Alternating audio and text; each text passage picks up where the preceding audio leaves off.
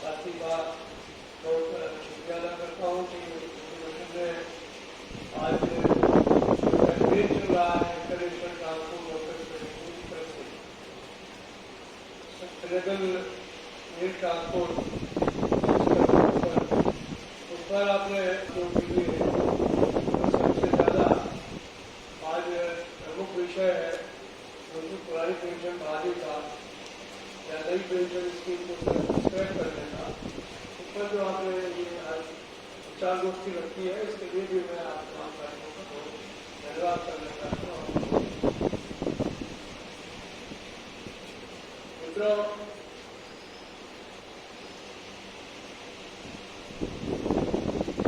आप सबको मुझे नहीं मालूम है कि पता है कि नहीं पता है, इंटरनेशनल ट्रांसपोर्ट फेडरेशन जो है वो दुनिया के तमाम जो ट्रांसपोर्ट में काम करने वाले लोग उनका एक संयुक्त संघ है। उसमें रिक्शा चलाने वाले से लेकर के बस चलाने वाला, टैक्सी चलाने वाला, हवाई जहाज चलाने वाला, रेल चलाने वाला, पानी के जहाज चलाने वाले, हर कोई जो ट्रांसपोर्ट सेक्टर के लोग हैं वो उसको शामिल।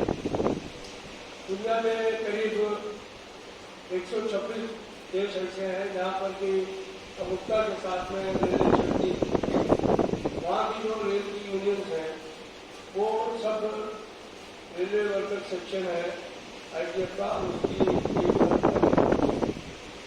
और फिशरी जो उनसे तमाम डिपार्टमेंट मिला करके 200 के करीब छोटे मोटे देश हैं। ऐसे देश हैं जहाँ पापुआ न्यू गिनी जैसा देश है जिसकी टोटल आबादी जो है वो 5.5 की आबादी जो है वो उससे 10,000 है, बल्कि 10,000 तो पापुआ न्यू गिनी ये सिर्फ देश है, सूरीनाम जैसा देश है, वहाँ भी हमारी ITF की सेकेंड सेक्शन है, तीसरी सेक्शन है। तो ये दुनिया के जो यूनियंस है उनमें जो है प्रमुख यूनियन है और international transport international labour organisation तो सारे दुनिया के मजदूरों को, मालिकों को, सरकारों को रिप्रेजेंट करता है। उस आयोगों की ये सबसे मजबूत ITF इंटरनेशनल ट्रेड सेक्रेटेरिएट कहते हैं।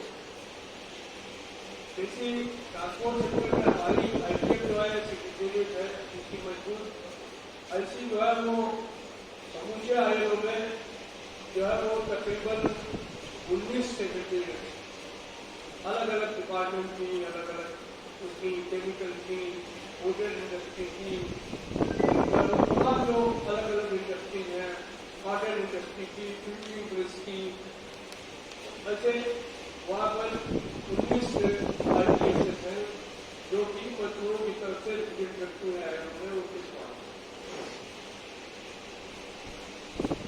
हम लोग ITF के बहुत पुराने जो है वकील और ITF के सबसे बड़े एफिलिएट। हमारा जब भी कभी सरकार से झगड़ा हुआ तो ITF ने भी हमारी सरकार को झगड़ा किया है। आयोगों में हमारे साथ जो एक जातियों को ले आगे के लिखते किया, लेकिन हमने संस्थान में हड़ताल की, सनातन में हड़ताल की, 74 में हड़ताल की, बहुत जुर्म की सरकार ने। हम शायद अपने जुर्म को आयोगों में नहीं ले जा सकते, हमारे साथी प्रसिद्ध थे और सरकार जो खुद मेंबर होती है वहाँ पे, सरकारें भी मेंबर होती है, तो सरकार शायद हमको वहाँ पे अलाउ नहीं करती। लेकिन हमारे ITF ने जो जुर्म हो रहा था हमको उसको रखने रखा। उन्होंने एक फाइटिंग मशीन भेजा यहाँ पर जब 74 का था, हालांकि उसको देख पूछने नहीं थे। वो आया लंदन से, हमें 5 मेंबर थे, जनरल की यूनिट था, RMT की यूनिट थे, बहुत अच्छे ग्रुप थे हम लोगों के। तो नहीं आज दिखाएंगे।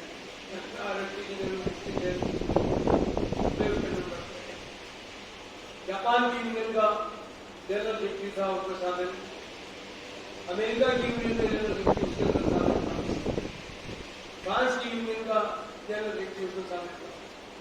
और IPF ने कोऑर्डिनेट किया था, तो वे हमारे अब तो नहीं है, मुलाकात थे जो पहले जो है वो ईस्टर्न रेलवे मुंगेर के रहने वाले थे, और जमातों को अल्लाह में उनको नहीं होता था।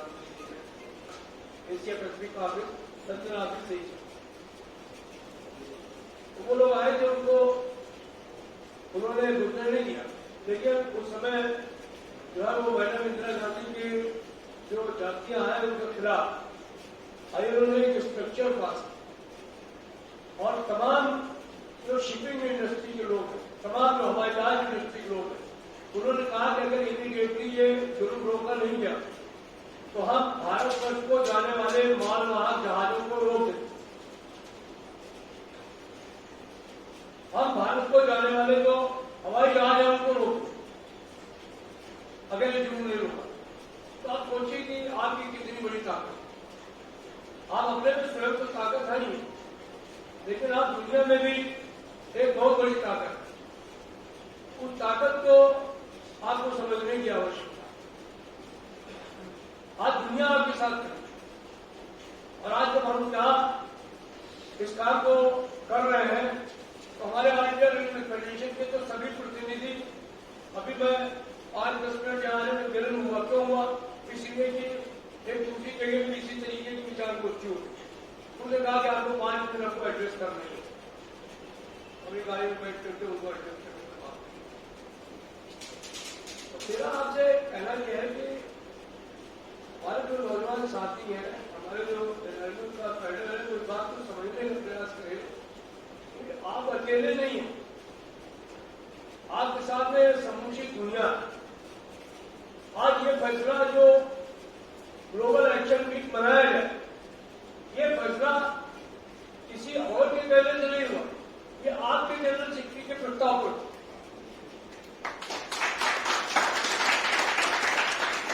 ये पहले उनके एग्जीक्यूटिव बोर्ड में ये बात रखी कि भाई आप हर साल रेलवे का एक्शन वीक मनाते थे तो अच्छा रहता था। 27 मार्च को होता था वो, और हम लोग भी कुछ कार्यक्रम करते थे, लोग IPF के नजदीक आने का कोशिश करते। अब आप एक एक्शन वीक बने, उस एक्शन वीक में हम लोग जो है वो इसको जो है वो करने का काम करेंगे। हमें खुशी है कि हमारी बात को IPF के तमाम मुल्कों के लोगों ने स्वीकार किया, और उनका जनरल सेक्रेटरी जो है वैसे भी हम लोगों का काफी अजीब है, क्योंकि इम्पोर्टेंट उसने कहा नहीं, जो शिव कुमार जी का प्रस्ताव है वो बहुत अच्छा प्रस्ताव है, उसको स्वीकार करते हैं। और उन्होंने बाकायदा उसका सर्कुलर जारी किया जिसमें कहा जनरल सेक्रेटरी ने जो प्रस्ताव रखा है वो सारे लोगों को, और आज सारी दुनिया में जो रेल ट्रांसपोर्ट में काम करने वाले लोग हैं वो अपने तरीके से सस्टेनेबल रेल ट्रांसपोर्ट को जो है बनाने का काम कर रहे हैं, और अपनी अपनी रिपोर्ट जो है भेजने का काम कर रहे हैं। आप IPF की साइट पे जाइए तो आपको भरी हुई मिलेगी साइट। नाइजीरिया में क्या हो रहा है, गाम्बिया में क्या हो रहा है, साउथ अफ्रीका में क्या हो रहा है, ऑस्ट्रेलिया में क्या हो रहा है, न्यूजीलैंड में क्या हो रहा है, जापान में क्या हो रहा है, फ्रांस में क्या हो रहा है, जर्मनी में क्या हो रहा है, हंगरी में क्या हो रहा है, चेकोस्लोवाकिया में क्या हो रहा है। इवन रूस और यूक्रेन के बीच में लड़ाई हो रही है, लेकिन रशियन ट्रांसपोर्ट वर्कर्स जो है वो लड़ाई के खिलाफ मैदान में डटे हुए हैं, और रूस की सरकार को कह रहे हैं कि आप ये आंदोलन बंद करो, ये बमबारी बंद करो। यूक्रेन के जो ट्रांसपोर्ट वर्कर्स हैं या यूक्रेन की सरकार का रशिया के ट्रांसपोर्ट वर्कर्स की यूनियन मदद कर रही है, रूस निकाल रही है, उनके क्रिमिनल के खिलाफ नारे लगा रहा है, पुतिन के खिलाफ। इसलिए वो कहते हैं कि इसका कोई मतलब नहीं।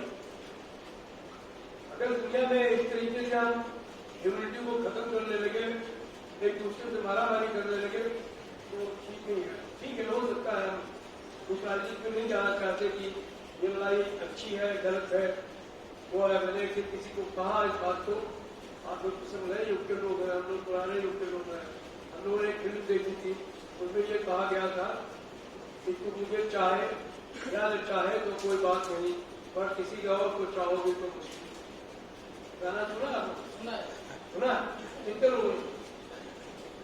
एक आदमी, दो, तीन, जानते हैं कि कहीं ये अपना करेंगे क्या सुना है, तो ये हमारी बस ऐसा न समझ लिया जाए कि हम लोग गाने, अरे भाई गाना नहीं सुनोगे, फिल्म नहीं देखोगे, रिलैक्स नहीं करोगे, तो फिर ये युवा किसका? हम लोग क्लास कर करके पिक्चर देखते थे, हिंदी वालों पूरा बोर्ड के ऊपर लिख देते थे और सारा क्लास गायब हो जाता, उस पर लिखते थे GF। GF का मतलब जानते हैं क्या होता है? General fooding. अगला वादा का टी शर्ट देखता था, GF लिखा हुआ चला जाता था, मालूम है, और सब जाकर के इकट्ठा पिक्चर देखते। तो यही लड़ाई है यूक्रेन और रूस में। वो कह रहा है यूक्रेन से रूस कि तू मुझे चाहे न चाहे तो कोई बात नहीं, पर किसी गैर को चाहेगी तो आप नाटो वालों चक्कर मत करो, अमेरिका चक्कर मत करो, हमसे उसको पसंद नहीं है उसको कोई बात नहीं, लेकिन तुम किसी दूसरी तरफ जाओगे तो हम फिर मिसाइल डालेंगे, बम गिराएंगे। ये लड़ाई है। अगर कोई पूछे आपसे ये लड़ाई क्यों हो रही है, मैं कह रहा हूं कि आज सारी दुनिया में ये कार्यक्रम जो है वो आयोजित पूरे पिछले 6-7 रोज से ये कार्यक्रम चल, और ये कार्यक्रम इसी बात के लिए चल रहे हैं कि रेल ट्रांसपोर्ट जो है वो एक स्थायी ट्रांसपोर्ट के तौर पर, एक सुरक्षित ट्रांसपोर्ट के तौर पर गवर्नमेंट को इम्प्रूव करने के लिए रेल ट्रांसपोर्ट से बेहतर कोई ट्रांसपोर्ट नहीं। अभी सीओपी जो है वो 26 हुआ, उसका सम्मेलन हुआ यूके के अंदर। एक मेट्रो को बढ़ावा देने की आवश्यकता है और सरकारें इस काम को करें, मालिकों से नहीं कहा उन्होंने, कहा है सरकारें इस काम को करें, वो ये जिम्मेदारी अपने हाथ में। अगर वो ऐसा करेंगी तो जो वातावरण में कार्बन का परसेंटेज बढ़ रहा है, जिसकी वजह से ग्लोबल वार्मिंग बढ़ रही है, वो कम होगी। अगर वो कम होगी तो ये जो चिंताएं बढ़ रही हैं कि वाटर लेवल बढ़ जाएगा। अब आप देखिए मार्च के महीने में, भले ही आप बच्चे हैं लेकिन कभी भी आपने इतनी गर्मी महसूस की जो अब की बार मार्च के महीने। लोग कहते हैं कि इसकी वजह ग्लोबल वार्मिंग, इसलिए हम लोगों को चिंता नहीं है ग्लोबल वार्मिंग क्या होगी। यहाँ खाने के लाले पड़े हुए हैं तो यहाँ जो है वो कौन इस बात की चिंता करे। ये जो परिस्थितियां हैं, मैं समझता हूं कि अगर इनको हमें देखना है तो जो सवाल आज रेलवे के सामने खड़े हुए हैं, इस पर हमें निश्चित तौर पर एक मन बनाना है। और इसीलिए जब इस बात पर अंतर्राष्ट्रीय स्तर पर जब संगोष्ठी हुई रेलवे सिस्टम की और एग्जीक्यूटिव बोर्ड की, तो मैंने इस सवाल को कि भाई रेल ट्रांसपोर्ट के लिए अगर आईटी का दबाव नहीं बनाएगा, आज सारी दुनिया में तो रेलवे नहीं यात्रा में चली गई, हमारी रेलवे भी चली। और इस मामले में जो नीतियां हैं, चाहे यूपीए सरकार की हो, एनडीए सरकार की हो, एक ही है, एक सिक्के के ये दो पहलू हैं। वो भी चाहते हैं कि रेलवे प्राइवेट हो जाए, कांग्रेस वाले भी चाहते थे और ये भी चाहते हैं रेलवे प्राइवेट। अगर रेलवे प्राइवेटाइज हो जाएगी तो ये इलेक्ट्रिफिकेशन पे ध्यान नहीं देंगे। प्राइवेट जो उद्योग है या प्राइवेट ट्रेन जहां कहीं भी वर्ल्ड में हुई है, हम कई बार इस बारे में चिंता कर चुके हैं। आईटीएफ कई बार जो है ग्लोबल एक्शन डे बना चुका है और उसका जो विषय वस्तु रहती थी वो होती थी सेफ्टी नो प्रॉफिट। कई बार आप लोगों ने बनाया है, रूप है, राजेंद्र भारद्वाज जी है, रफीक भाई है, इन सबको इस बात का ध्यान है रवीना जी हैं, अमन जी हैं, दिव्या है, मीना है, आप तमाम साथी हैं, हमारा विजयकांत जी। तो हम लोगों ने कई बार साल में एक दिन इसी बात को लेकर मनाया है, सेफ्टी नो प्रॉफिट, रेलवे सुरक्षित चले, हमारे लिए भी अच्छा है, हमारे उपभोक्ता के लिए। लेकिन मालिक क्या करता है, वो मुनाफा कमाना, वो रेलवे की सेफ्टी चिंता नहीं करता। इसीलिए जहां जहां रेलवे प्राइवेटाइज हुई है वहां पर रेलवे जो है वो खतरे में पड़ी। इंग्लैंड में मार्गरेट थैचर आ गई, लोग कहते थे वो भी आयरन लेडी थी, लेकिन नाश करके थी। और ऐसा नाश किया उसने इतना नाश किया उसने कि टोनी ब्लेयर तो बाद में प्रधानमंत्री बने इंग्लैंड के, उन्होंने वहां की संसद में, पार्लियामेंट में कहा, if you want to see health anywhere in United Kingdom, then you travel on the privatized British way. अगर आप इस इंग्लैंड के अंदर कहीं नर्क के दर्शन करना चाहते हैं तो निजी यात्रों में गई हुई ब्रिटिश रेल के ऊपर यात्रा कर ली। एक प्रधानमंत्री ने, मार्गरेट थैचर ने होलसेल को निजी यात्रों को, और दूसरे प्रधानमंत्री ने कहा कि नर्क का दर्शन करना हो तो प्राइवेटाइजेशन की यात्रा करनी। क्यों?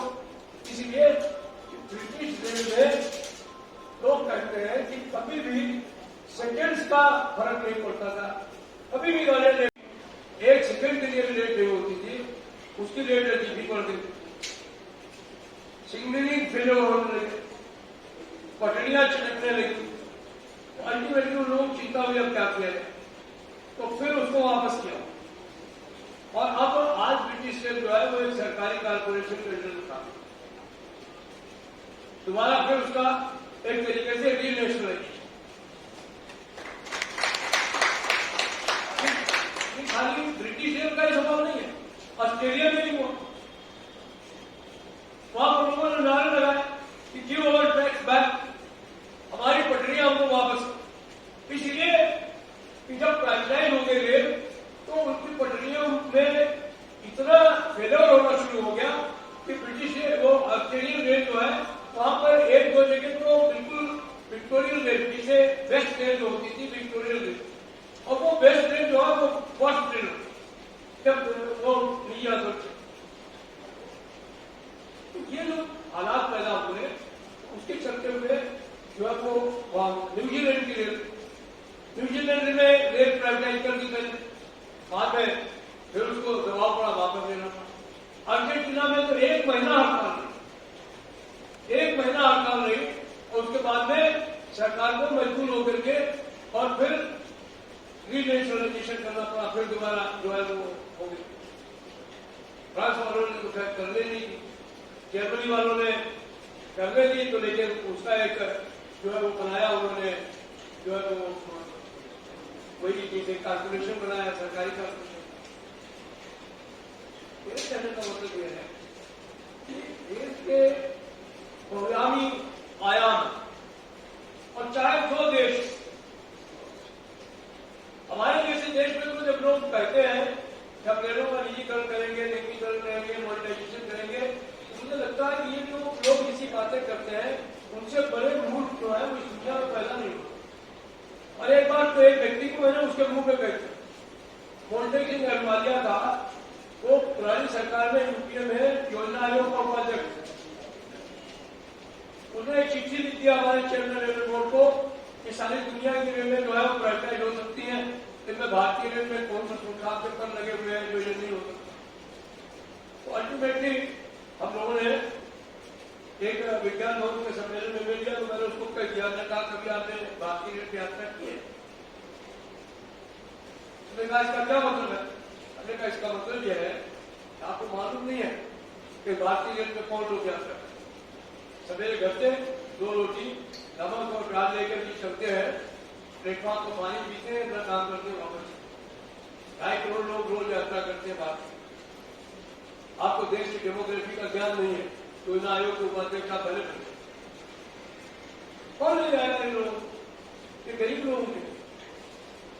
इसलिए भारतीय में स्ट्रक्चर में परिवर्तन कर दिया जाए, भेज दिया जाए, ये कर दिया जाए, ये सब बाकी बात। बहुत प्रयास कर लिया सरकार ने, अभी तक तो कुछ कर नहीं पाई, और कुछ करेगी तो हमने बहुत खुले तौर पर आप लोगों को कहा कि ये अगर कोई ऐसा करने का प्रयास करेंगे तो ये नौजवानों के ऊपर हमला, और नौजवानों को ये भी कह रखा कि कुछ भी होने देना, लेकिन भारतीय रेल का डिजिटल नहीं होने देना। और सरकार को भी कह रखा है कि अगर आपके अंदर दम हो तो भारतीय रेल का डिजिटल करके दिखाना, हमारे साथी खाएंगे, लेकिन भारतीय रेल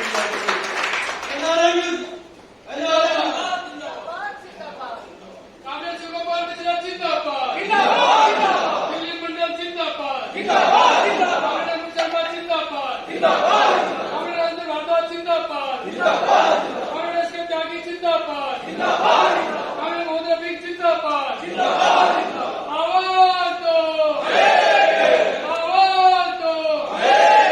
अब मित्रों, जो विषय है उस पर आपके सामने आता है। अभी तक तो जो मैंने बातें की उस भूमिका, लेकिन आज आपका विषय ये है कि ये जो नई पेंशन स्कीम है वो आपके लिए वरदान है या आपके लिए कर्ज, या आपके लिए जो है एक गुण है या कर्ज, आप क्या कहें? ये नई पेंशन स्कीम वरदान है या कर्ज है? अभिशाप है। अभिशाप, वरदान नहीं है, अभिशाप। कितने लोगों ने कहा कि अभिशाप? कहा लोगों ने हाथ